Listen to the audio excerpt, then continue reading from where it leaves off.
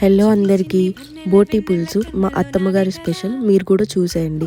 ముందుగా pressure clean చేసిన బోటి, చిటికెడు పసుపు, తగినంత వాటర్ వేసుకొని 6 to 7 విజిల్స్ వేసుకోండి.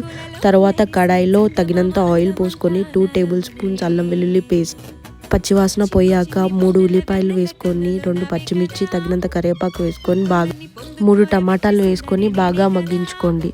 టమాటాలు మగ్గిన తర్వాత ముందుగా ఉడకపెట్టుకున్న బోటి మగ్గిన తర్వాత మీకు తగినంత కారం, పసుపు, ఉప్పు, ధనియాల పొడి బోటి పులుసులో మా అత్తమ్మగారు అయితే గరం మసాలా వేయరు. మీకు కావాలంటే మీరు వేసుకోవచ్చు.